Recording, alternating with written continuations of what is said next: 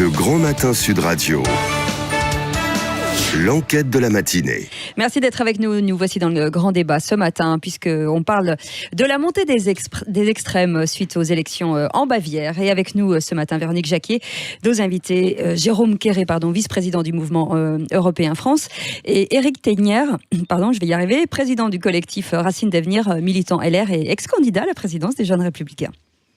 Oui, Véronique, beaucoup de commentaires sur cette question, cette problématique ce matin. Oui, tout à fait. Déjà, la montée des extrêmes est jugée inéluctable en Europe pour 86% des auditeurs qui sont allés sur le compte Twitter de Sud Radio pour nous donner leur avis.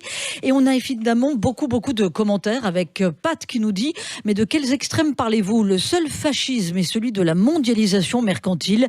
Les peuples se libèrent un à un, tant mieux. » Il y a Jacques qui nous écrit « Cette Europe ne tient absolument aucun compte des aspirations des peuples des États membres, les peuples maltraités, méprisés, qui usent donc de leur bulletin de vote pour faire entendre leur désaccord avec les politiques menées. » Et puis, il y a Niala qui nous écrit un très long message sur la page Facebook. On va peut-être le résumer parce que sinon, on le résume. Alors, matin, il y a des années durant lesquelles les gouvernements ont altéré la vérité concernant les chiffres de l'immigration. L'extrême droite posait de vraies questions et apportait de très mauvaises solutions. Et depuis, évidemment, n'est toujours dans les mauvaises solutions, mais dans le non-traitement de ces questions. Donc, ce qui revient beaucoup, finalement, dans les messages des auditeurs, comme dans les votes, d'ailleurs, en Europe, comme dans la montée des extrêmes, c'est la non-réponse du Parlement de Bruxelles à la question migratoire, puisque on a vu que la montée des extrêmes était factuelle, était une réalité dans des pays qui, économiquement, se portaient plutôt très bien, notamment par rapport à la France. Donc, c'est vraiment une non-réponse à la crise migratoire, et c'est surtout les élites n'écoutent pas le peuple, donc si ça continue, s'il n'y a pas de réponse, ça peut évidemment mal se terminer. Oui, Éric Tegnier et Jérôme Quéré, donc cette montée des extrêmes vous semble, inéluctable ou pas, Éric Tegnier? Oui. Permettez-moi de m'inscrire en faux justement avec ce terme d'extrémisme. Pour prendre le cas de la France, ce qu'on appelle l'extrême droite, le Rassemblement national, historiquement, en extrême droite, c'est plutôt une logique anti-parlementaire, c'est composé de milices politiques et il y a un pouvoir autoritaire. Le Rassemblement national a des élus à l'Assemblée nationale, il accepte le vote des élections, il n'est pas composé de milices politiques. Dans le fond, ce terme d'extrémisme est donné par les élites pour diaboliser non seulement des partis politiques, ceux qui veulent parler à ces partis politiques et ceux qui portent les mêmes idées que ces partis politiques. Moi, je parlerais plutôt d'une émergence aujourd'hui des populismes, non pas ce terme utilisé encore une fois par les élites pour essayer de décrédibiliser la parole du peuple, pour essayer de faire croire que c'est de la démagogie, mais simplement le réveil d'une population qui, depuis une trentaine d'années, voit une immigration de masse arriver sur l'Europe et sur la France et qui refuse tout simplement qu'en France, on passe d'une France des clochers à une France des minarets. Oui. Est-ce que vous êtes d'accord avec cette analyse, Jérôme Quéré ? Alors, pour moi, l'extrême, c'est lorsqu'on s'attaque à la justice de son pays, lorsqu'on s'attaque aux médias de son pays, et lorsqu'on s'attaque aux associations. Et sur ce point, Marine Le Pen a eu un discours, puisqu'elle n'est pas au pouvoir, donc elle ne peut pas agir pour l'instant. Jean-Luc Mélenchon aussi. Également. Ouais. Donc, pour moi, il ne faut pas juste parler d'extrême droite. C'est pas juste une montée de l'extrême droite, c'est une montée des extrêmes. Ah non, mais d'ailleurs, on dit la montée des extrêmes. Voilà. Ouais. Et donc, c'est lorsqu'on s'attaque vraiment au contre-pouvoir, aux instances qui sont censées protéger les citoyens, les éclairer, ça pour moi c'est extrême. Donc la protection des médias et de la justice et des associations, pour moi c'est essentiel en démocratie. Et c'est là où on voit la différence entre des partis qui peuvent être opposés, s'opposer dans les assemblées, mais pas extrême. Vous savez, la démocratie, c'est le pouvoir du peuple, par le peuple et pour le peuple. On est justement arrivé aujourd'hui dans un pouvoir notamment judiciaire, je pense sur l'Union européenne, avec le pouvoir de la Cour européenne des droits de l'homme. C'est pour ça que ce terme de démocratie libérale, pardonnez-moi pour terminer, la Cour européenne des droits de l'homme, ce n'est pas l'Union européenne. Démocratie libérale qui est justement poussée et portée aujourd'hui par Viktor Orban, essaye d'expliquer que l'état de droit, ce n'est pas forcément la démocratie. Aujourd'hui, on est passé justement d'une logique, d'une démocratie qui est le pouvoir des élites, au nom des élites et pour les élites. Est-ce que vous avez le sentiment qu'Emmanuel Macron est déjà en train de camper le match des élections européennes entre lui et Viktor Orban, puisqu'il dit que ce sera les pro-européens contre les nationalistes qui prêchent un discours de haine. Est-ce que vous avez l'impression que c'est dangereux de camper les choses ainsi, que c'est même un piège pour l'Europe ?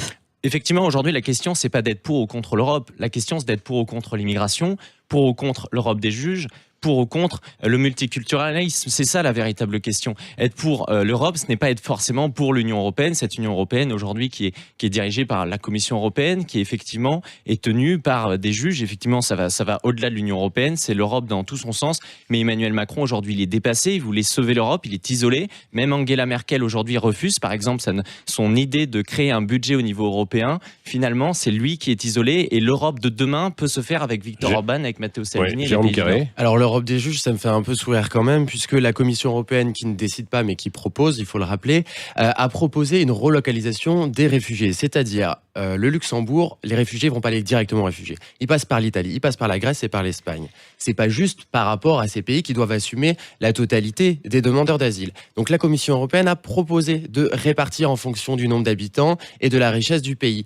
Les États membres, la majorité, ont dit d'accord, puis n'ont pas respecté, notamment la France. Donc ce sont les États membres qui aujourd'hui ont le plus de pouvoir au sein de l'Union européenne, pas les juges et pas la Commission européenne, puisque les États membres n'ont pas respecté leurs engagements au niveau européen et n'ont pas été sanctionnés. Mais vous savez, quand on parle des populismes, excusez-moi aujourd'hui, les populistes, les populations d'Europe ne veulent pas répartir ces réfugiés. Ils ne les veulent tout simplement pas dans l'Union européenne, parce qu'aujourd'hui, on est à 1 milliard d'habitants en Afrique, ça va passer à 2 milliards d'ici 2050. On réalise que les 18 à 24 ans, 40% des 18 à 24 ans veulent venir dans l'Union européenne. Si on n'est pas capable... Combien vous dites 40% 40% des 18 à 25 ans souhaitent venir. Oui. Et comme l'explique aussi Stephen Smith dans son ouvrage « Voler vers l'Europe », il dit que plus on donnera d'argent aux pays africains, plus c'est leurs élites qui souhaiteront venir. Donc effectivement, il faut développer un grand plan Marshall pour l'Afrique, pardon. Mais si parallèlement on ouvre nos frontières, non seulement on peut subir cette immigration de masse, mais surtout on ne donne pas d'avenir pour le continent africain qui se verra privé de ses élites. Oui. Ce que vous dites finalement, c'est que si on ne donne pas de signes très forts, eh bien ça va continuer et la montée des populistes, on va pas parler d'extrême peut-être, va continuer. Alors justement, c'est un très bon exemple, puisqu'en Italie, justement, la Ligue et le mouvement 5 étoiles sont arrivés au pouvoir, puisque l'Union européenne, selon eux, n'a pas fait assez. Donc en fait, ce sont les autres États membres qui n'ont pas fait assez. Le populisme en Italie, c'est de dire... Mais c'était imposé aussi à l'Italie. Oui, les règles étaient imposées à l'Italie. Oui, mais c'était bénéfique pour l'Italie, puisque justement, les personnes qu'ils accueillaient allaient être réparties entre les différents États membres. Donc les Italiens ont envie de cette relocalisation. Ils ont envie de ça, contrairement à d'autres pays comme la Hongrie. Donc en fait, les différents extrêmes en Europe ne sont pas d'accord du tout. Ils sont opposés. Et Marine Le Pen et Matteo Salvini ne sont pas du tout d'accord sur ce sujet. Non, c'est parce que Matteo Salvini, aujourd'hui, il n'a pas le choix. Il sait qu'on n'est pas capable de fermer les frontières européennes. Il le souhaite, comme Sébastien Kurz. Mais pour l'instant, il a énormément de migrants qui sont sur l'Italie. Donc, il préconise justement cette répartition au niveau européen. Mais la finalité, son objectif final, c'est de fermer les frontières. C'est de faire en sorte que l'Aquarius ne soit pas obligé d'aller dans les ports aussi bien d'Espagne que d'Italie. Parce qu'il y a aussi cette problématique qui est qu'en tant que ministre de l'Intérieur, il ne peut pas tout faire aujourd'hui. Mais lorsque vous dites, dans le fond, l'objectif, ce serait finalement de baisser le vote des populistes, non, absolument pas. Tout comme il faudrait qu'Emmanuel Macron change de politique migratoire, non pas pour faire baisser le vote des populistes, mais simplement pour répondre à la volonté d'un peuple. Exactement, pour écouter. Mais il faudrait surtout qu'il y ait une réponse à l'échelle européenne. Mais oui, la réponse, elle doit être à l'échelle européenne. C'est d'ailleurs la raison pour laquelle Marine Le Pen, aujourd'hui, on voit qu'elle est revenue sur son envie de sortir de l'Union européenne, parce qu'à l'époque, elle le souhaitait, parce que les États membres avaient cette logique, justement, mondialiste, multiculturaliste, mais avec l'événement d'un axe de bonne volonté, d'Orban à Salvini en passant par Kurz, on peut changer l'Europe ensemble. Avec des personnes qui sont totalement opposées sur ces questions. Mais non, la seule personne qui est, je dirais même pas opposée, la seule personne qui est isolée aujourd'hui, c'est Emmanuel Macron. On le voit encore avec hier justement, cette défaite de la CSU qui est alliée avec la social-démocratie, quoi, en quelque sorte. Oui, ça fait une soixantaine d'années qu'il n'avait pas été quand même sanctionné. l'aile droite du parti d'Angela Merkel. Donc je ne sais pas si on peut comparer avec Emmanuel Macron. Oui, alors nous avons Nicolas Vidal qui est avec nous, rédacteur en chef du magazine Putsch. Bonjour Nicolas. Bonjour. Vous êtes au 0826 300 300. Est-ce que vous êtes déjà d'accord, vous, sur cette définition, la montée des extrêmes ou la montée des populismes en Europe, quoi ? Parce que c'est vrai que les extrêmes et les populismes, d'ailleurs, ils se rejoignent ou pas ? Pour moi, déjà, je pense qu'il faut repartir du peuple. Ouais. Je crois qu'il est nécessaire, effectivement, de comprendre avant de dénoncer. Le populisme, c'est déjà coller à quelqu'un une contravention idéologique, à mon avis. Ouais. On disqualifie la population qui aurait des idées nauséabondes. À mon sens, le clivage traditionnel, ils ont disparu. Aujourd'hui, nous avons une Europe libérale et en face des démocraties illibérales. Ça me semble important de le rappeler. Et je n'appellerais pas ça, moi, la montée des extrêmes. Mais pour moi, c'est le retour des peuples et l'émergence d'une souveraineté perdue et le retour des identités. Ouais. Ça veut dire qu'on stigmatise en quelque sorte les peuples, quoi, en disant ça. On ne prend plus en compte la volonté des peuples. Ouais. Voilà, qui se sentent dépossédés de leurs bornes séculaires de chaque nation. Oui, on va poursuivre le débat qui est particulièrement intéressant sur ce thème dans un instant sur Sud Radio. Vous pouvez continuer de nous appeler 0826 300 300 ainsi que de voter. Pour l'instant, vous êtes, je crois, aux environs de 80%. Hein, oui. Non, 86% à dire que la montée des extrêmes en Europe est inéluctable. Oui, avec cette définition à préciser. Allez, on poursuit avec nos invités sur Sud Radio. Restez avec nous, les 9h26. 5h10, le grand matin Sud Radio. L'enquête de la matinée. Nous sommes toujours dans le débat. Il est 9h29 avec nos invités Jérôme Quéret, vice-président du Mouvement Européen France, et Éric Teignères, qui est président du collectif Racines d'Avenir. Et nous parlons bien sûr de la montée des extrêmes. Oui, et Nicolas Vidal, un rédacteur en chef du magazine Putsch, qui est avec nous au 0826 300 300. D'ailleurs, vous pouvez prendre la parole, réagir sur ce que vous avez entendu et sur notre débat ce matin avec beaucoup de réactions, Véronique. Oui, Paysan du 47 écrit « Les extrêmes progressent sur les peurs et l'abandon par les politiques. La crise migratoire fait progresser l'extrême droite et l'extrême gauche se radicalise. » Et puis on a Doc Diabetto qui nous écrit « La diabolisation de la droite est passée par la caricature d'un éleveur analphabète smicard, sans compter l'agitation d'un spectre de peste brune avec Marine Le Pen. On vote Rassemblement national pour un retour à l'ordre, à la régulation des flux et à la préférence nationale. » Alors effectivement, Éric Teignères a dit juste avant la pause que Marine Le Pen avait fait marche arrière sur la question de sortir de l'Europe, sortir de l'euro. Elle se dit maintenant qu'elle a des illustrations d'une forme de populisme qui marche avec des résultats comme en Italie. Alors des résultats pour l'instant sur la politique migratoire, pas sur la politique économique. Oui. Est-ce que vous êtes d'accord avec Nicolas Vidal est avec nous, on va le reprendre dans un instant, et il y a également des appels d'auditeurs, que finalement quand on dit la montée des extrêmes, c'est la montée de représentants d'un certain peuple finalement? Oui, Éric tout à fait. Un peuple qu'on a méprisé, un peuple qui voit très bien dans les territoires, notamment les territoires perdus de la République, qu'il faut faire des choses. Oui, on assume la diversité des peuples européens, mais qui en même temps a une base, en tout cas civilisationnelle, qui me semble aujourd'hui chrétienne. Ces peuples, ils ont compris depuis une trentaine d'années ce que dit très bien, par exemple, Laurent Oberton dans son livre aujourd'hui un peu méprisé qui s'appelle La France interdite. Il dit que d'ici 2050, on aura la moitié de la population française qui sera d'origine extra-européenne. Donc encore une fois, ce retour aussi à l'envie d'avoir des États-nations, c'est la véritable défense de l'Union européenne qui ne souhaite pas devenir une civilisation musulmane et non plus une civilisation gréco-romaine et judéo-chrétienne. Alors, il y a quand même 75% des Français qui pensent que c'est une bonne chose d'être dans l'Union européenne. Oui. Donc quand même, il faut le relativiser. Je n'ai pas plaidé pour la sortie de l'Union européenne, tout comme il n'y a personne aujourd'hui à droite qui plaide sur cette sortie de l'Union européenne. Encore une fois, vous êtes concentré sur la défense des institutions. L'institution, ce n'est pas une finalité. L'Union européenne, c'est un moyen. Si elle ne sert pas les peuples, il faut la changer. Ouais. Alors, il y a beaucoup de gens qui pensent que c'est une bonne chose d'être dans l'Union européenne, mais pas forcément. Ils ne pensent pas forcément que l'Union européenne telle qu'elle est actuellement est une bonne chose. Là-dessus, on se rejoint. Par contre, sur les différentes propositions, il faut aussi faire un peu de pédagogie. Quand on dit que l'Union européenne ne respecte pas la souveraineté du peuple, il y a un Parlement européen, on vote pour les députés européens qui nous représentent. Le premier parti français au Parlement européen, c'est le Front National, maintenant Rassemblement National. Ça a été le choix du peuple en 2014. Il y a un nouveau choix qui se présente le 26 mai 2019. Donc il y a ce choix-là. Et de l'autre côté, il y a aussi les ministres de chaque gouvernement qui siègent au Conseil. Et ce sont les deux qui votent, le Parlement européen et le Conseil des ministres. Donc on peut penser que les ministres ne sont pas légitimes ou que les représentants du peuple ne sont pas légitimes, mais je pense que c'est difficile à défendre quand même. Mais c'est justement, si je puis me permettre de rebondir là-dessus, c'est tout l'enjeu de mai 2019. Ce qui est extraordinaire, c'est qu'on voit que Viktor Orban veut le schisme du PPE. Le PPE, c'est le parti majoritaire au sein du Parlement européen. Parce qu'il veut créer un nouveau groupe qui soit majoritaire, qui justement souhaite le retour aux États-nations. Moi, je vous rejoins sur cette idée que droite comme gauche, au Parlement européen, ont été élus sur des discours et justement ont méprisé ce qu'ils avaient proposé. Et c'est là où le peuple aujourd'hui veut même s'affranchir des partis traditionnels. On a Chantal de l'Aveyron qui nous appelle, qui voudrait intervenir. Bonjour Chantal. Oui, bonjour. Moi, je me suis posé une première question, la montée des extrêmes, quels sont les critères objectifs?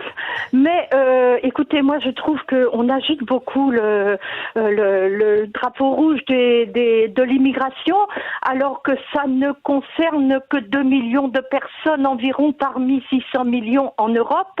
Et moi, je crois que l'état de l'Europe et l'état de la France à l'heure actuelle, c'est à cause du manque d'emploi, à cause de la politique libérale qui nous prive de ces emplois et qui de façon pas démocratique du tout, parce que le Parlement européen n'a pas beaucoup de pouvoir, et nous, dans notre Assemblée, juste un exemple, 17 députés qui représentent 20% de la population, c'est pas démocratique. Oui. Donc, mais alors, Chantal, pour préciser, vous dites 2 millions par rapport à 600 millions. Je ne sais pas précisément vous ce chiffre. Non, mais vous voulez sans doute parler de l'arrivée des derniers migrants, probablement, quoi. Voilà, arrivée des migrants. Arrêtons d'agiter ce drapeau rouge. Oui, ce drapeau Il faut rouge, trouver des solutions, effectivement, sur les causes et pour l'accueil, humanité. Mais ce n'est pas ça le problème. Le problème, c'est l'austérité voulue par cette Europe qui n'est pas démocratique. Oui. Alors, et les grandes entreprises, et les grandes entreprises qui sont devenues des entreprises monstrueuses qui règlent notre vie de la façon la plus malsaine. Alors, oui, vous rejoignez un petit peu finalement le vote en Allemagne, où donc c'est probablement la raison pour laquelle il y a eu aussi cette montée des écolos, quoi, en quelque sorte aussi contre peut-être un certain capitalisme en fait des richesses et le besoin de voir un peu autre chose, hein, Jérôme Carré. Oui, en effet, il y a plusieurs façons d'être contre l'Europe, pour l'Europe. Moi, je ne suis pas pour en poser deux camps, les pour et les contre. Non, la vie, c'est quand même plus riche que ça. Pour ce qui est des personnes arrivant en Europe, en fait, aujourd'hui, on est revenu au nombre par an de 2012, 2013, 2014. Donc, on n'est plus dans les mêmes chiffres où il y a eu une montée en 2015 et dès 2016, ça a un peu diminué et 2017, ça a complètement chuté. Donc, il faut quand même en parler. Là-dessus, je pense qu'on est tous d'accord. Il faut une politique commune. Vous êtes d'accord mais vous savez, moi, je ne dis pas que le problème de l'immigration dure depuis 2 ans. Il dure depuis 30 ans. Donc, ce n'est pas un argument de dire aujourd'hui, finalement, il y a la même immigration que depuis 2012. Ça fait quand même, en immigration légale, on est à plus de 200 000 par an. Vous multipliez ça par 30 ans, sachant qu'en plus, notre modèle d'assimilation ne fonctionne plus, on ne le souhaite plus. C'est toute la question. On est, sur le quinquennat Macron, à 1 million d'immigrés en plus sur les 5 ans, parce qu'il y a une arnaque au niveau des chiffres. Il y a 274 000 titres de séjour. Là, vous faites une projection, là. Vous faites une projection. Mais aujourd'hui, l'année dernière, en 2017, il y a eu 274 000 titres de séjour qui ont été délivrés. Il y a eu 100 000 demandes d'asile. Souvent, les demandes d'asile sont faites sur le territoire. Et il n'y a que 4% des déboutés des demandes d'asile qui retournent dans leur pays. Donc il y a une immigration illégale qui aujourd'hui était massive. Il y a 600 000 sans-papiers en France et toute cette immigration qui n'est pas réellement évaluée par les statistiques. Est-ce que c'est cela, Nicolas Vidal, vous êtes toujours avec nous, rédacteur en chef du magazine Putsch. Est-ce que c'est cela, donc cette immigration qui pousse à ce vote, à cette montée d'une voix différente des peuples, pour ne pas dire populisme et extrémisme? Alors, 2 points. Moi, sur les peuples, effectivement, sur la question migratoire, on appelle les peuples ont peut-être raison, ont peut-être l'impression, ont tort ou a raison, qu'on essaie d'effacer l'histoire singulière de leur nation. Voilà. Sur la démocratie, j'y reviens parce que je pense que c'est central. La démocratie présuppose l'existence d'un peuple dans ses frontières et soudé par un faisceau de valeurs communes. Aujourd'hui, il ne vous aura pas échappé que la notion de référendum a totalement disparu. Et aucun parti politique aujourd'hui, difficilement, ou du moins les grands partis traditionnalistes, ne se hasardent pas à reposer la question.